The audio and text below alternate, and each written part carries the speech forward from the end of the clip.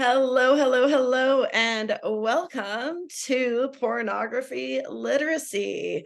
I am Christy Abel, and on behalf of Rethink Sex Ed, I am super pumped to share what I have learned about porn. Okay, and we'll get through with the agenda here in a minute, but let's just dive in. Before we begin this session, I would like to recognize and appreciate that I am an invited guest in the traditional territory of the Tsawwassen and Musqueam First Nations. I have the privilege to work, learn, play, and live in this beautiful place, and I'm committed to being a steward of this land. I express gratitude to the Coast Salish community and all Homohoyan speaking people, and offer my respect to all of the elders who've gone before us and First Nations people who are with us today. And I encourage you to do the same wherever you may be in the world. Haishka.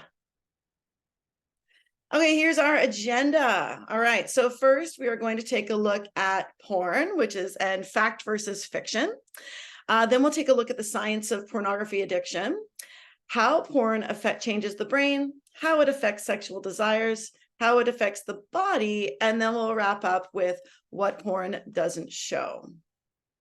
Now, some of the videos and content over the next 30 or 40 minutes, they might make you feel awkward, and that is totally okay. Right? So if anything is triggering for you, it's really important that you talk with a trusted adult. Now, the way I have designed this is your caregiver has already seen it, okay? And they have chosen to show it to you because they felt it might be valuable to you. So if you have any questions, right, perhaps you can ask that adult that shared this with you, providing, of course, they are your parent, guardian, or caregiver. All right. You might want, if you don't feel comfortable talking, you can write them a note, right? Maybe we create like a little box, right? A little question answer box in your house. However you feel like you would like to do it. You could even email them if you wanted to, right? Sometimes I know most young people are more comfortable texting than they are talking in real life. That is a typical thing. Don't feel bad about that if that's your jam. Sometimes I even like that too. I would much rather text than talk on the phone. Okay, now there are many, many types of pornography, and it has been around, by the way, it has been around for thousands of years. It's not that it is a new thing. However, sexually explicit internet movies, which are a style of pornography, have had so much more impact on our culture, especially youth culture, that it does need to be addressed. Now, there's lots of different types, okay? Each represents a different target market. Now, the focus of this presentation is going to feature heterosexual and cisgender interactions. And that's because this is where the research is. I'm a research-based person, right? So I have to go with what the research is, but I want to acknowledge that this information, it applies to all genres of SEIM, okay? It applies to all genres, but the primary focus, the research comes from like the hetero cisgendered community. Oh, wow, that's so big. I never knew it could be so huge. Hey, Jane, what are you looking at? Oh my gosh, you have to come here and see this. It's pictures of yesterday's winner of the school's annual vegetable growing contest. Sometimes when you're on the internet, you might accidentally or intentionally end up on a website that features pornography, sometimes called porn. Being curious about sex and looking at pictures or films of naked bodies or people engaging in sexual behaviors is perfectly normal. But you have to remember that porn contains some misleading messages, like bigger is better when it comes to breasts, penises, or the duration of sex. Pornography often shows women as only existing to give men pleasure. Lastly, porn might make you think that being sexual with another person has nothing to do with having an intimate, trustful, or respectful relationship. Pornography can also contain violent images or strange-looking behavior that may be scary or disturbing. Don't forget, porn is like many movies. It's completely made up. a fantasy that could never exist in real life and does not show realistic, healthy, intimate, or loving sexual relationships between two equal partners. I wonder how long the longest cucumber in the world is. Hey, that's not a cucumber. Okay, guys, so if you do come across something on the internet that makes you feel uncomfortable or confused, talk to An adult that you trust, 100%. Okay, so we're going to do a little demystifying of fantasy versus reality. So a fantasy that is provided in SEIM, I'm just going to call it porn from now on, okay, is that you don't have to talk to your partner before you have sex. Whereas in reality, in a healthy relationship, communication is one of the most important parts of it. So it's important to talk to your partner or partners about your sexual histories. How are you going to have safer sex? Now, I have I have two other presentations so far that talk about safer sex. One is about contraception literacy, and the other one is about STI, BBI literacy. So safer sex, so there is no such thing as safe sex, right? So, but we can also, there's a lot of things we can do to have safer sex. Okay, it's important to talk about your desires, what you find pleasurable, but most importantly, what each person consents to. It's really important that you speak ahead of time about what you're into and what you're willing to do, and vice versa, so that you can be on the same page, right? When we talk about what we consent to, it helps to reduce the possibility of sexual harassment or sexual assault. And talking issues out makes a relationship stronger. Okay, so there we are. Number one fantasy is that you just don't need to talk to your partner before you have sex. Wrong. Next, oh, you can have sex without a condom and you nor your partner won't get pregnant nor contract a sexually transmitted infection or bloodborne illness. So the usage of condoms in porn is extremely low. Okay, it is extremely low, and it gives the impression that this is the norm. And that is not what we want, because 50% of people between the ages of 15 to 24 are going to contract an STI. This type of information is very important. And again, I will, for your caregiver to take a look at, link below in the description, the STI presentation that I have. It is, and around the world, we can see this infographic. It's kind of small, but it basically says how many people have STIs around the world. With North and South America, look at that, 75 million. Okay, so I go over a lot of these stats in the STI presentation. Okay, but of course, unprotected sex can lead to pregnancy and or STIs. So if and when you decide to have sex, it's important to always use a latex or polyurethane condom and or dental dam. I'll get into these further with the other presentation. And if you're at risk for pregnancy, right, so you are of an age that you can become pregnant and you are having heterosexual sex, it is highly advisable to also double down with a secondary form of birth control, which again, I talk about in contraception literacy. Fantasy, everybody just wants to have sex all the time. That is not true, okay? Everybody is not yearning for it nonstops. So the scenarios and role playing. So it's very important that you understand that the scenarios, there are role playing. These are actors, okay? They are actors. There are lights. There is a director. There are assistant directors running around. There's craft services, catering, okay? This is a show, okay? It's not realistic. It's part of the entertainment fantasy that is created. All right, so one of the things I can compare this to is like regular sex is like tossing around a football in your backyard, okay? Everybody, like people are there, it's amateur, okay? When we are looking at porn, it's like watching the Super Bowl, okay? There is lights, camera, action, there's cheerleaders, there's teams of people supporting this, right? There might even be a halftime show, okay? So it's important that you understand that it's not real, okay? Another fantasy here that is also not real is that sex is all about pleasing the person with the penis, okay, the guy. Heterosexual and cisgender porn often leaves the impression that sex should be all about what the male wants and not what both partners want. Where in reality, sex should be enjoyable for everybody, okay? It should be, everybody should be considered in the sexual relationship. No one, and I repeat, no one is required to do anything specific during sex, and no one should feel obligated to do anything that they don't want to do. Okay, so again, this is a lot about consent, right? So we want to make sure that we've agreed to what we want to do beforehand. Now, and if we change our minds at any time, that is okay. All right, so more on that in sexual consent literacy, which is another one. I will put all the links to these in the description. Okay, fantasy about how people should look. Okay, so now again, there's lots of varieties of porn, but the majority show that females are only attractive if they're skinny and have big breasts, and those born male are only attractive if they're ripped, i.e. six-pack, big muscles, that kind of stuff, and have enormous penises.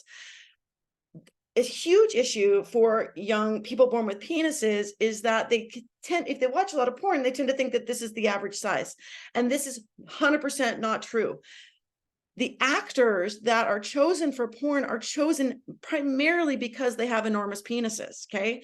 So they are not representing the norm, okay, at all. And so we should not be comparing ourselves to them, just as people born with a vulva and vagina should not be looking at those vulvas that we see there that are very often look very much the same. And we're going to see this in this next video that I show you, which I love, okay? It's very to the point, that they don't have to look all the same. Okay, so just because people are all different, okay, we all have different bodies, we all have different body clocks, okay, what that means is what you're ready to do sexually and when, okay, and just because porn says there's only one type of girl or guy that's desirable doesn't mean that that's true in real life. Everybody deserves to be treated with respect and appreciated for so much more than our bodies. Our intimate relationships are not just about sex, and that is what porn is trying to sell to us.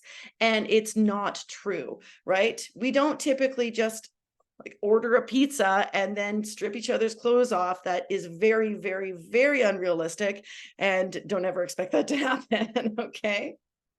And here we are. Oh, I love this video so much. Porn is different from sex in real life. Let's find out how. Porn star penises are 6 to 9 inches. Civilian penis? 5 to 7. And while porn stars have very little hair down there, in real life, 65% of women and 85% of men do. Indeed, female porn privates tend to sport a similar look. But real-world vaginas come in all shapes, sizes, and colors. As for arousal, real people need 10 to 12 minutes to get going, while porn stars... Male performers can hump for days, but in real life, 75% of men ejaculate within 3 minutes. And though porn starlets seem to always have an orgasm through penetration alone, 71% of women don't. Now, what about all the other stuff? Unlike porn stars, only 11.5% of women have had a same-sex experience. And only 40% of women have tried anal. Just 22% say they'll take a hot load in the face. And only 30% will actually swallow said load. The portion of women who've been in a threesome is less than 20%. And while the internet is awash in female squirters, only 6% of women say they regularly gush forth.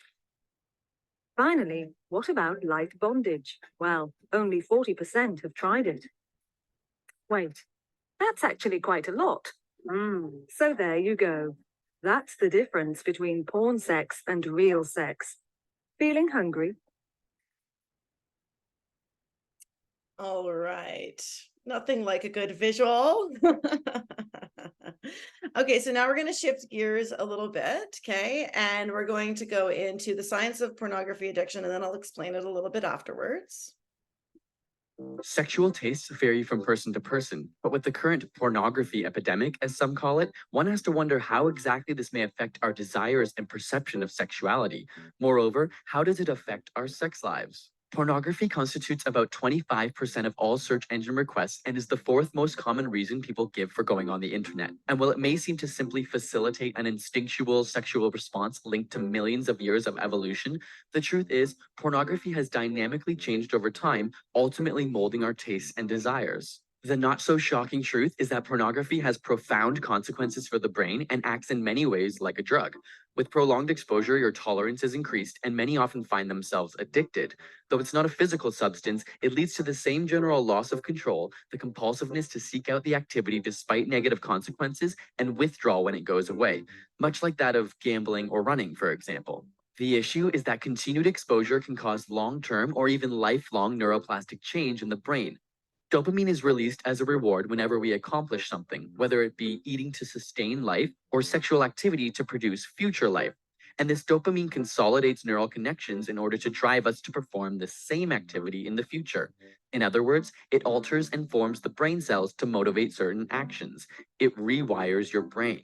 The National Institutes of Health measure drug addictiveness by testing rats. The rat is trained to press a button in order to get a drug, and the harder it works indicates how addictive the substance is. It turns out that the more addictive a drug is, the more dopamine we see released. And while there is unfortunately no rat porn that we can give to them, we do know that dopamine is also released during sexual excitement, which pornography plays right into. The more time you spend doing it, the more dopamine gets released, which reinforces the behavior and makes you not only desire it in the future, but require it. And as you begin to imagine these images away from the computer or while having sex, they become reinforced. Furthermore, each orgasm releases even more dopamine, which consolidates the connections made during the session. It's a feedback loop that becomes harder to escape. And just like a drug, your tolerance for visual stimulation has now compounded, making it more difficult to be turned on by reality. Pornography addiction can often lead to finding your mate less attractive. The good news is, it doesn't have to be permanent. Usually, when people understand the mechanism and realize it's affecting their relationships, they can stop. The brain is often described as a use it or lose it system because the neural connections you stimulate grow stronger and desire to be activated, while the ones you ignore become weakened. Much like your muscles, which, if sitting still all day, itch for activity, but after prolonged non-use, they become complacent. Luckily, because of this use it or lose it brain, the same neuroplastic system that proliferates these habits can also be used to acquire healthier ones. There we go. Okay, let's expand on that a little bit. Okay, so inside now, am I a sexual health educator. I am also a mental health a counselor, right? So I love the brain. It's like so much. Okay. So deep inside the brain, we've got this thing called the reward pathway. And this pathway's job, it keeps us alive by rewarding us for things that promote life or growth, like eating healthy food or achieving something hard that we've worked for. Okay, so I'm like a puzzle person. I love doing puzzles. And every time I place a piece, I call it my little dopamine drip.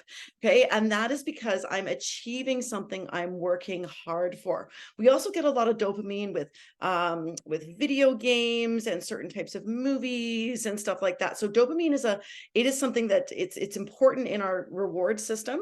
Okay, and the way it rewards us is by releasing feel-good chemicals in the brain. The main one we're going to talk about today is dopamine, but there's other ones called like oxytocin, which is called like the cuddle hormone. Okay, now when we take a look at highly addictive drugs like cocaine and opioids, like heroin, like is an opioid, right? Or fentanyl. It makes users feel high by triggering that reward pathway. And it's like basically like pumps a bunch of dopamine into your body, but the user has not had to do anything. They haven't had to place those puzzle pieces. They just took a drug to bypass it. So you get this big like dopamine dump when a person does drugs like cocaine or heroin. To a smaller degree, also with like alcohol and cannabis and stuff, all drugs that make somebody feel high and alters their behavior, there's dopamine attached to it. So now porn is starting to become like a drug, or already is for a lot of people. So like the more a drug user hits up, right, so uses the drug, or more a porn user looks at porn, those pathways then get wired into the brain. We've got this thing called neuroplasticity, which I'll talk about in a second. So it makes the person, it's easier and easier to go back whether they want to or not. They also need to start to escalate either the amount that they're using or the type of things that they're using in order to achieve that initial like dopamine dump. So thanks to the internet and SEIM, porn now mixes the most powerful natural dopamine release in the body, which is an orgasm, okay, with all these other elements, right? Endless novelty. There are thousands of different types of porn. You can click on something new just if you're bored with it or whatever, right? Shock, surprise, all of which are going to increase that dopamine surge. Now, because SEIM, right? Again, porn's been around for ages, but SEIM is really, really dominant and really easy to find. It offers this endless stream of variety. You can just click and click and click and escalate and escalate and escalate. And then the dopamine levels can stay really high for hours. Okay, so brain scientists or I love it. Okay, so there's this saying that neurons that fire together wire together. This is one of the most important things in our mental health, and that's a whole other different presentation. Okay, so what we are constantly exposing ourselves to, we create more of, right? What you focus on will start to happen. So when they get activated by something that you take in via your senses, like hear, seeing, or smelling, okay, we release chemicals that help strengthen the connection between those neurons, okay? This is called neuroplasticity. And it happens whether you are watching a bunch of sad movies all the time or you're watching a bunch of happy movies all the time. Your brain will start to rewire towards those emotions, right? Or if you want to learn something, let's say you're learning, I don't know, how to make a boat or fix a car, right? Your neurons will start to fire. The more that you learn about that thing, the more they will wire together. Now, the good news is that neuroplasticity works both ways, so that if you do damage your brain in some way, as long as it is not too far gone, it can be undone when you move away from those healthy behaviors. Just like if you were let's say for some reason you weren't able to exercise. Let's say you got injured, right? And then you gained weight because you weren't able to exercise. Once you are healed and you start to exercise again, your body will change. It's very, very similar. Okay, this is also why talk therapy can be very effective because it helps to rewire the brain. And it's also why many people can overcome mental illness and addiction. But when addiction sets in, it just gives that extra, there's these extra hurdles to go over, right? So what we want to do is avoid addiction, especially when it comes to drugs, of course, right? But also this is about porn. Okay, so once addiction sets in, the user has a whole bunch of different problems, okay? It damages the part of the brain that helps us think through things and make good choices. This is called the prefrontal cortex. It lives up here. And all of us have this limiting system in our brain. It's the thing that tells us it's time to stop eating. It's time to stop drinking water. It's time to stop exercising. It's time to get off my video game, right? So there's this limit. Brains has this limit setting system, but once we get addicted to things, that goes haywire. Okay, it can, the part of the brain that controls logical problem solving gets damaged. Okay, so then what happens is when it starts to change the brain. Okay, it starts to change it, and then a person then can't feel normal without that dopamine high, right? Like if you've had any type of drug education, what they'll say is like, you might start off with a small amount, but then you need more and more and more and more just to even get to back where you initially started, right? Now the same is true of porn, right? Is that they feel like they can't feel normal, like the way they used to without it. And sometimes what will happen is people will start to withdraw from the things that they really enjoy, like hanging out with their friends, playing their favorite sports. And that's because it just can't compete, right? These things don't make us feel good enough than porn does. And the thing is too, is that it is, it becomes, your low becomes a standard, right? So with teens, the risk is particularly high because the reward pathway is 2 times faster than in the adult brain. So what we want to do is make sure that we don't get here, right? We want to make sure that we don't get here. Okay, porn also will start to affect sexual taste. So many porn users find themselves getting aroused by things that they used to think were gross. Okay, so go, friends, my horse here with the right, okay, or what they used to think was morally right. So it'll start to like change. Oh, I would never do that. Oh, that's gross. Oh, no, no, no. But as we start to inch our way towards addiction, you start going, oh, well, maybe, right? Like it starts to change what you think you want out of a sexual relationship. And often your partner, especially if you have like very escalated views of what sexual, or this fantasy that I talked about at the beginning of this presentation, where you think that, oh, it should be like this because this is what I'm seeing in porn, your partner might not agree. Okay. And if they don't, and you continue, we're looking at sexual assault. So if as a porn watcher, you start to watch extreme and dangerous sex acts or things that involve, violence, violence or racism or anyways, all sorts of things, you're taught then that those behaviors are much more common than they actually are. And this can cause significant issues in real life. And I have in fact seen it in my work as a counselor in regard to sexual harassment, sexual assault, gender equity, and racism. So it's really, really important that you check yourself before you wreck yourself here, okay? And if you start to notice that you're not getting aroused by kind of like the basics, then you need to start thinking, okay, where am I moving towards addiction? Okay, am I moving towards addiction here? Now, this was, when I first found this out, I was quite shocked, but it makes sense to me now after the fact. Okay, so porn can affect the body, in particular those born with a penis, okay, because there is this thing called erectile dysfunction. So it's also called ED. And up until recently, the last 10, 15 years, this was because erectile dysfunction happened because the body, the male, well, not male, so the person with the penis, right?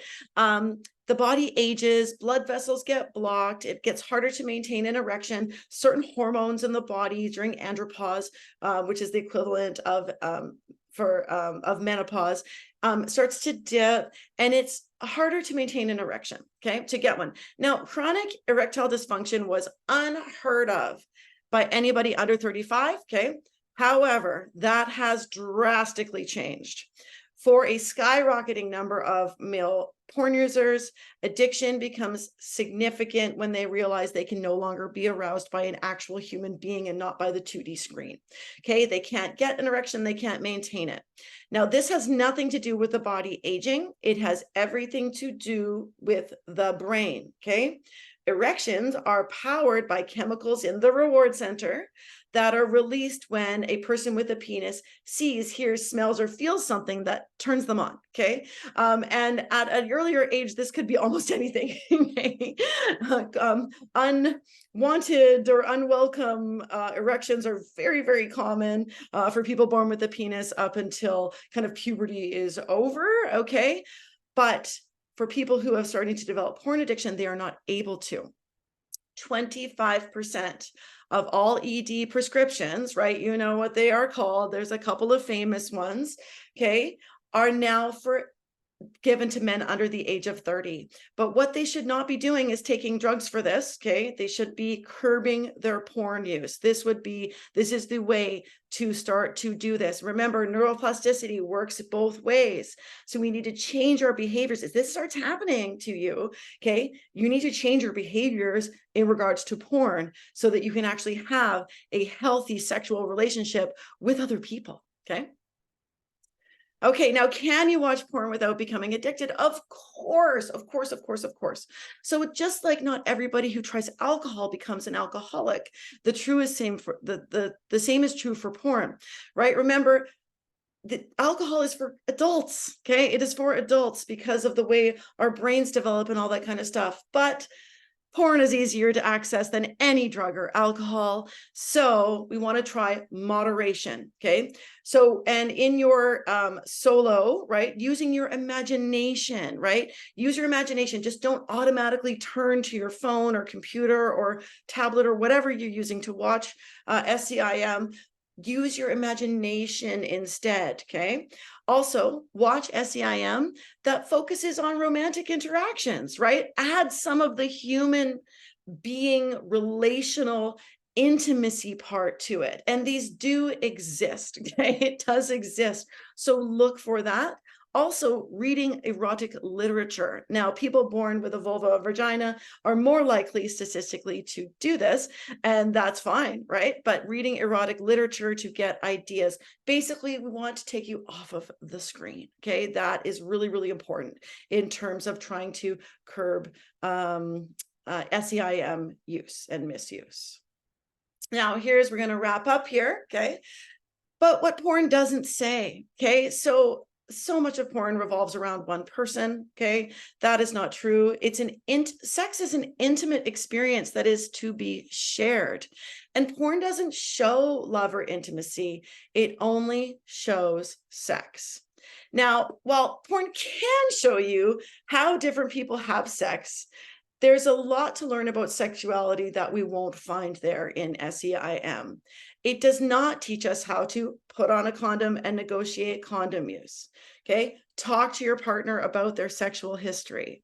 Get tested for STIs. And it does not tell us how to express consent and have it respected. So wrapping up, it's very, very important that as a young person, you understand that porn is not sex ed. It is a staged performance intended to arouse adult viewers. All right. Well, I hope this has been helpful for you. Pornography and SEIM are here to stay. Okay. So we're not going to say they're here to stay.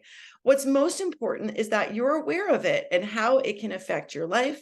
And always, always talk to an adult that you trust if you feel like you need help. All right.